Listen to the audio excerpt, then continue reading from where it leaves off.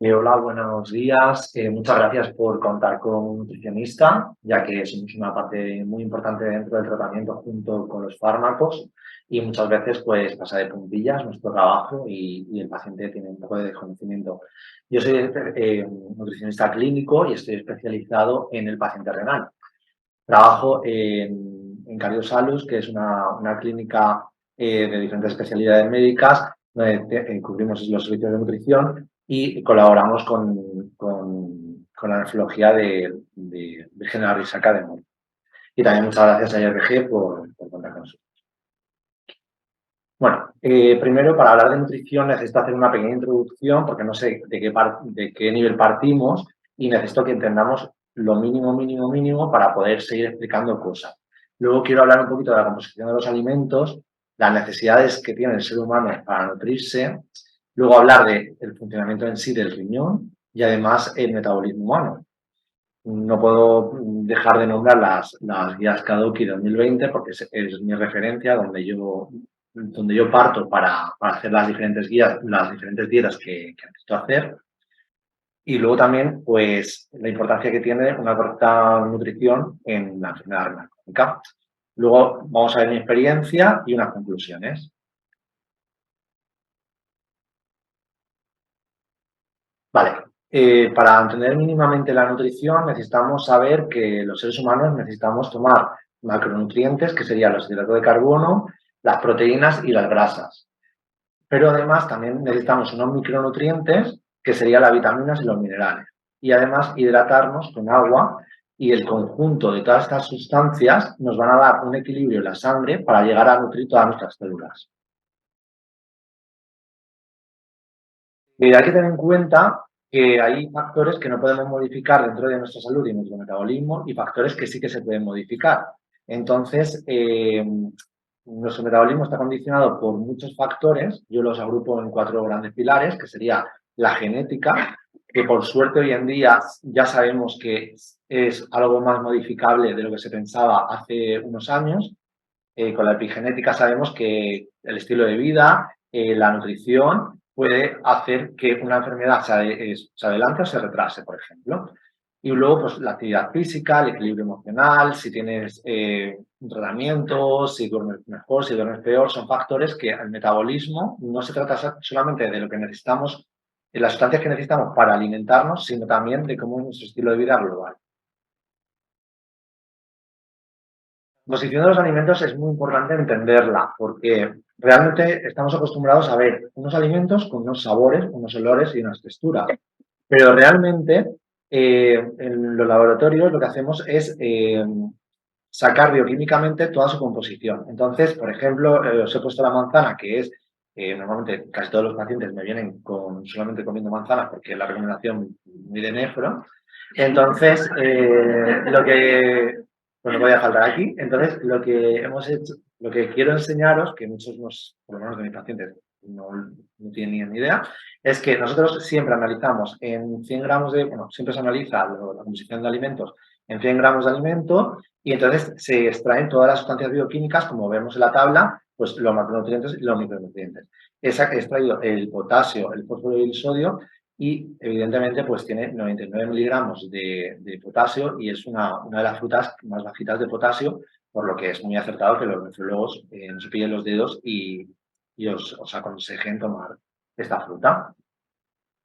Tenemos en contraposición el plátano, que ya se dispara un poquito más de potasio. Hay que dar, o sea, muy importante que los plátanos también hay de muchos tamaños y luego también es una fruta que muchas veces se recurre mucho porque es fácil de transportar y siempre se avisa de que pues quizá no sea la mejor fruta para diariamente y depende de la fase, depende de persona, etcétera. Pero siempre te lo he puesto como contraposición de la manzana. Otra cosa que me suelen preguntar muchos los pacientes es que, porque cuando empezamos a hablar de nutrición, tienes una sensación de esclavitud, o sea, de verse como en una cárcel. Eso es muy importante, por eso es muy importante personalizar y que cada persona poco a poco evolucione a realmente manejar unas herramientas para poder no tener esa sensación. Entonces, una de las cosas que mucha gente me pide, dice, si es mi cumpleaños, si un día tengo que hacer una Navidad, tengo que hacer cualquier cosa, Entonces, pues siempre una de las cosas que en mi zona me piden mucho, por ejemplo, sería algún dulce y, pues, por ejemplo, el arroz con leche, pues es uno de los que yo, en mi experiencia, he ido aconsejando en pequeñas cantidades, en pequeñas dosis, dependiendo también de la patología. Si convive una diabetes, pues habría que hacerlo sin azúcar, etcétera, etcétera. Evidentemente, las necesidades nutricionales antiguamente se simplificaban muchísimo. O sea, de hecho, había una tradición, bueno, casi todos igual hemos estudiado con las pirámides nutricionales, y estas pirámides clásicas ya no se utilizan. Es una pirámide que ya está pasada y desde nutrición no la utilizamos porque no nos parece ni siquiera realista a día de hoy.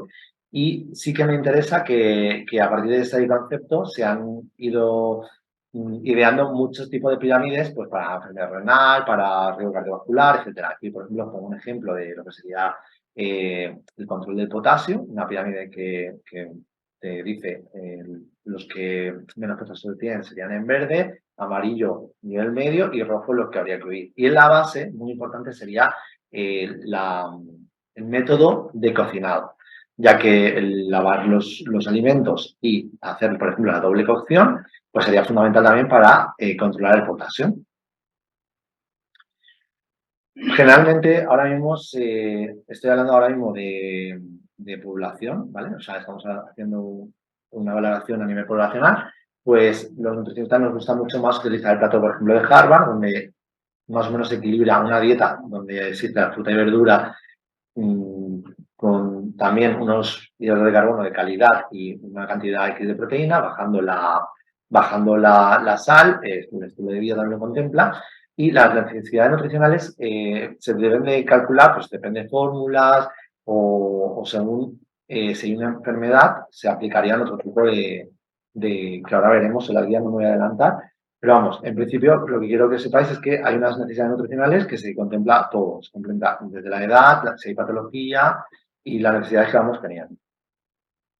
Bueno, el metabolismo esto sí que es muy, muy importante que nos quede claro que una cosa es lo que comemos, otra cosa es lo que absorbemos.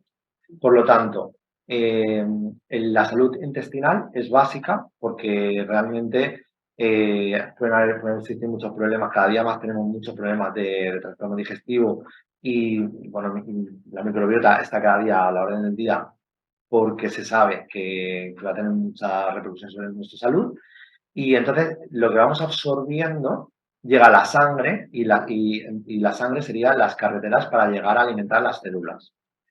El equilibrio de la sangre es el que aquí más nos debe de interesar porque realmente el riñón va a conseguir ese equilibrio. Tiene la capacidad de trabajo para conseguir un equilibrio perfecto de la sangre y entonces cuando no tenemos el trabajo del riñón al 100% y va menguando, entonces es cuando hay que ir ayudando de manera exógena con la dieta a que esa situación de equilibrio no llegue a ser un caos. El metabolismo y fisiología renal, volviendo al concepto de lo que absorbemos, pues vemos como las proteínas pueden producir urea que las eliminaría en condiciones sanas el riñón. También cuando se alcanza un nivel más ácido también lo soluciona el riñón. El exceso de agua, sodio y potasio. Igual ocurre por ejemplo, el fósforo hay una relación de la PTH y o sea, fósforo, calcio, hueso, que también es muy interesante tenerla en cuenta. Y esto si no tenemos ningún problema de filtrar, o sea, tenemos el trabajo deseable, pues entonces no ocurriría nada y todo se eliminaría para llegar a ese equilibrio que hemos comentado. Bueno, estos serían las guías renales de Kadoki 2020. Estas guías son muy extensas, realmente quiero enseñaroslas para que veáis de dónde parto a la hora de sacar la información para tener mi base y trabajar así con mis pacientes, pero realmente explicarla todas las guías paso a paso me llevaría por lo menos una hora. Entonces voy a explicarlas por encima y bueno, si tenéis alguna duda, pues lo preguntamos. Estas guías nos hablan de cómo debería ser la valoración nutricional, qué terapia nutricional se debe de seguir, cómo debe ser la ingesta de proteínas y energía, qué suplementos nutricionales tienen más o menos sentido, los micronutrientes y los electrolitos. Como vemos, esto está totalmente sintetizado, es un esquema que es bastante o sea, bastante difícil a simple vista de entender, pero vamos, a lo que voy a hablar es pues, de cómo debe ser la evaluación nutricional de rutina, cómo se debe de realizar y bajo supuestamente un nutricionista especializado y, por ejemplo, cada cuánto tiempo habría que evaluar ese estado nutricional. Pues, según estas guías, dicen que en la primera visita habría que mirar la composición corporal, IMC y el estado nutricional, y en sucesivas, si está estable, además habría que hacer una monitorización mensual si está en hemodiálisis o diálisis peritoneal, cada 3 meses en enfermedad renal crónica 4, 5 y trasplante, y cada 6 meses si está en las primeras fases. Aquí vemos pues, cómo seguiríamos con mediciones de laboratorio, métodos de evaluación de requisitos de energía. Realmente las guías están muy completas, o sea, se han consensuado y o sea, es un trabajo conjunto de especialistas internacionales. Y, por ejemplo, también habla de la terapia nutricional, ingesta de proteínas de energía, que esto es una de las cosas que más me suelen preguntar mis pacientes, cómo debe ser la restricción proteica. ¿Vale? Entonces, cuando no hay diabetes mellitus en la enfermedad, desde la fase 3 a 5, hay que restringir las proteínas de 0,55 a 6 gramos kilocalorías día. Bueno, también existe la posibilidad de tomar análogos cetoácidos y bajarlas un poquito más. Y luego, si sí que existe la diabetes mellitus y convive con la enfermedad renal crónica, entonces se subiría un poquito la proteína, 0,6 a 0,8. Realmente es muy baja la cantidad de proteínas, a veces es muy complicado llevarlo a cabo. Y luego sí que es verdad que vemos que la diálisis, cuando no hay diabetes mellitus o sea, en hemodiálisis, hay que aumentar la proteína de 1 a 1,2. Y lo mismo ocurriría si en este caso, coincide igual si lo veis, en la parte de diabetes y diabetes, ocurriría lo mismo. Y el consumo de energía, aquí, antes os he hablado muy por encima, no quería meterme mucho con la fórmula, porque aquí sí que se aconseja que, bueno, pues que se dé más o menos 25-35 kilocalorías kilo día, según edad, sexo y ejercicio. Bueno, esto, pues aquí seguimos viendo los suplementos nutricionales, por ejemplo, los PUFA, los ácidos grasos poliinsaturados, omega 3, pues es bastante, o sea, lo que más que nada quiero explicaros que aquí se recoge casi todo, ¿vale? Luego los micronutrientes, pues tenemos ácido fólico, vitamina C, vitamina D, la vitamina, por ejemplo, las vitaminas A, E y K, pues no se deben de suplementar por la toxicidad, ya que son insolubles y pueden generar muchos problemas, igual que la vitamina K, pues también si se toma Sintrom, pues hay que tener mucho cuidado. Bueno, hemos visto cómo hay que controlar un poco muchísimas sustancias bioquímicas y cuando el riñón no tiene el trabajo deseado, pues entonces todas las sustancias que vemos en amarillo pueden llegar a elevarse en sangre, en plano, y esto podría generar problemas de intoxicación y no es lo deseable. Entonces, vuelvo a decidir que la dieta es un factor de ayuda que en muchos casos pues no se hace. Bueno, y llegado a este punto yo me pregunto cómo lo hacéis vosotros, porque realmente pues se puede hacer ejercicio, proteínas, fósforo, tipo de cocinado, o sea, podemos ir a comer fuera. Siempre hay como millones y millones y millones de preguntas que realmente, yo sinceramente, con mi experiencia, entiendo cada día más al paciente renal, porque es verdaderamente los nutricionistas pedimos mucho, o sea, somos sanitarios que pedimos mucho al paciente, porque pedimos ni más ni menos que cambien su estilo de vida global y a partir de la nutrición. Y cuando ya encima tenemos tantas condicionantes, pues es bastante complejo. Bueno, ahora voy a intentar explicaros todo lo que ocurre cuando, además de tener enfermedad renal crónica, pues, por ejemplo, tenemos sobrepeso o obesidad. El sobrepeso es cuando el IMC es mayor de 25 y la obesidad si el IMC es mayor de 30. Esto va a generar una hiperfiltración glomerular, un aumento de proteinuria, la enfermedad renal crónica se va a acelerar muchísimo. puede limitar la cirugía, por ejemplo, peritoneal, porque el catéter puede tener sus complicaciones, puedes no ser candidato. Por ejemplo, si tú tienes mucha grasa abdominal, pueden rechazarte esa técnica porque ya no eres un paciente idóneo a llegar a hacerte tu diálisis en casa. De esta manera, pues solamente te quedaría la hemodiálisis. Y, por ejemplo, el trasplante, al ser una cirugía mayor, es muy importante saber que la grasa abdominal o la grasa central complica mucho todo lo que son las cicatrizaciones y puede generar muchos problemas. Además, puede acortar la vida del injerto renal. Si además se convive con un síndrome metabólico, puede tener muchos más problemas, porque ahora explicaré. También está asociada a más litiasis renales, incluso cáncer renal y peor calidad de vida generalizada.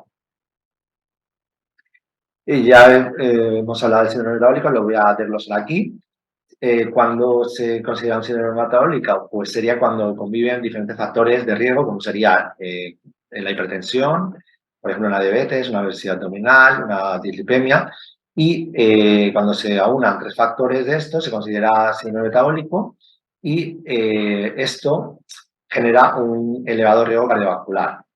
Se multiplica muchísimo más si convive con la enfermedad, la enfermedad renal crónica y es la primera causa de muerte, realmente es los problemas cardiovasculares.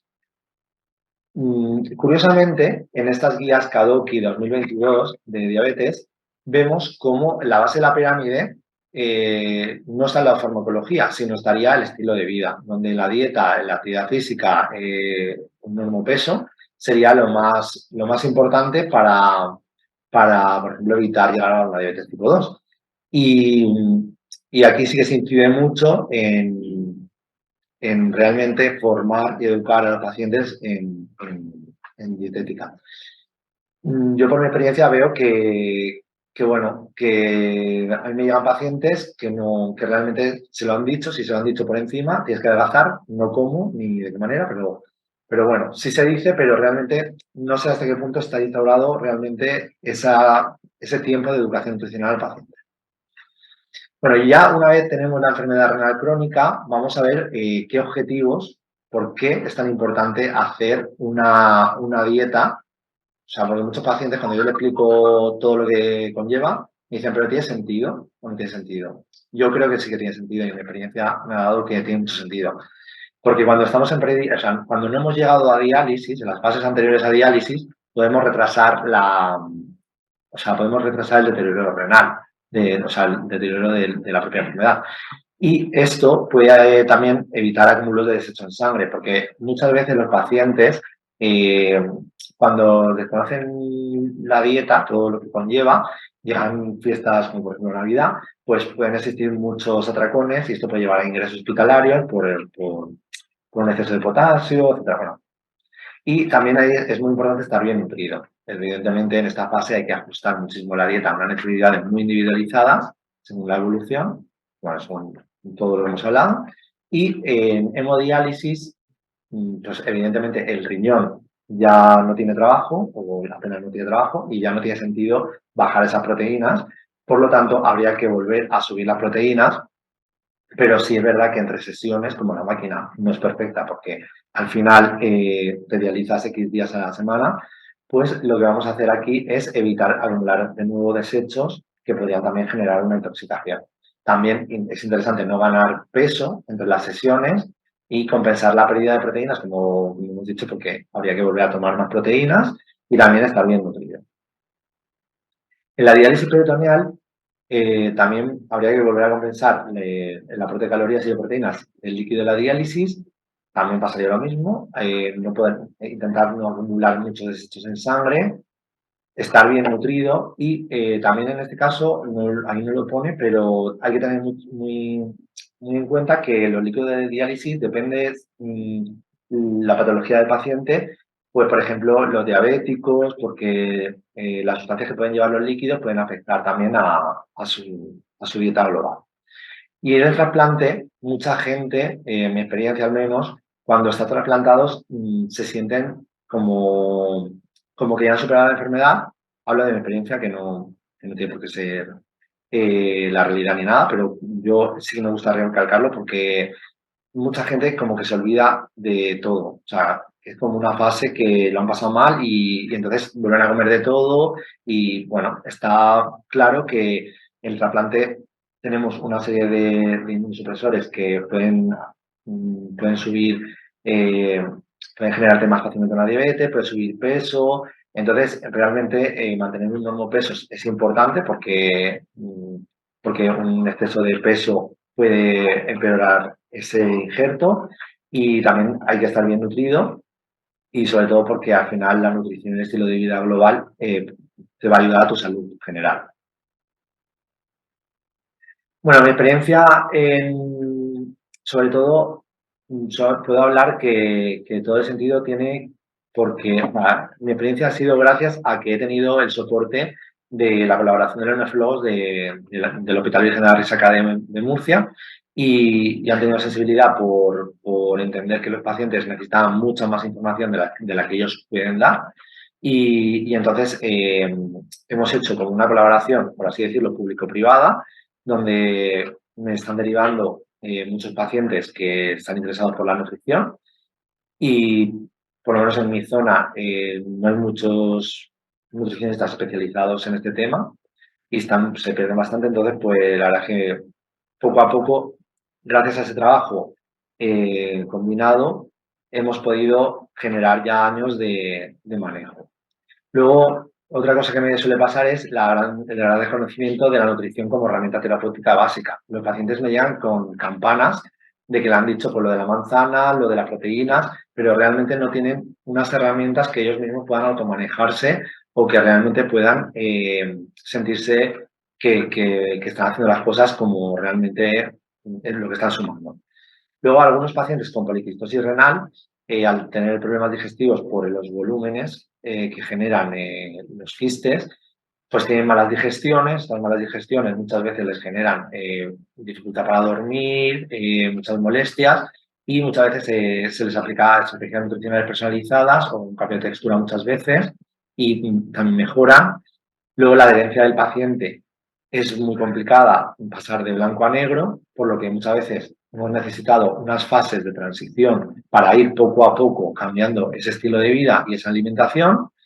Y está claro que hemos visto que sí que lo que dicen los estudios, que se hace más lento el deterioro renal, pues también lo hemos vivido.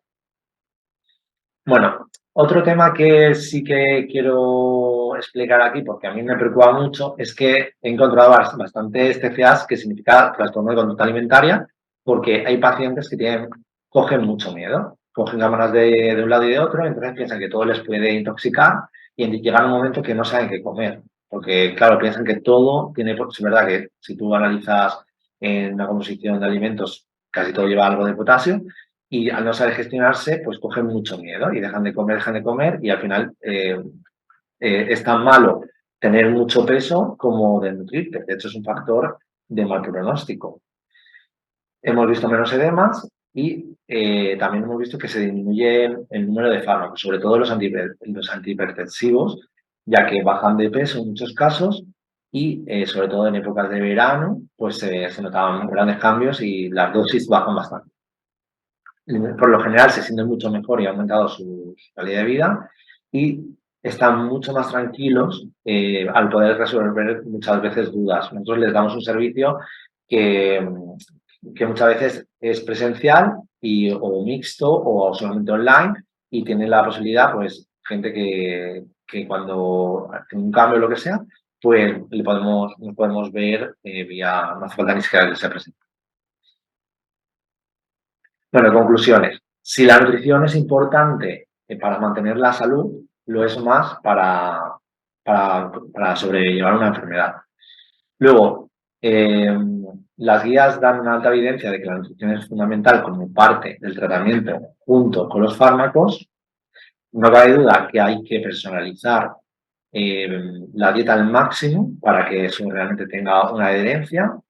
Y además de la dieta, tenemos que tener en cuenta que el estilo de vida global es fundamental. No somos mente, cuerpo, o sea, somos un todo. Entonces, todos los pilares que puedan hacer que nuestra salud y nuestra paz estén mejor, habría que ponernos el valor y trabajarlos. Y, por supuesto, creo que es necesario un equipo multidisciplinar con nefrología, nutrición, psicología, enfermería, ya que por lo menos en la región de Murcia, que es donde yo estoy, eh, hay muy pocos nutricionistas en el Servicio Murciano de Salud y de los poquitos que hay, muchos están en cocina. Entonces, realmente creemos que hay unas que está cojeando la pata de la nutrición y, bueno, estamos haciendo lo que podemos con una colaboración pública-privada, pero realmente yo abogo porque los pacientes también, no sé cómo estarán aquí las cosas con otras comunidades, pero creo que sería un derecho que a partir de que debute una enfermedad renal crónica, cualquier paciente tenga la suficiente información, porque tiene derecho a la información, y por lo menos a saber qué beneficios le podría generar una buena dieta y cómo y de qué manera. Bueno, pues nada, muchas gracias por la atención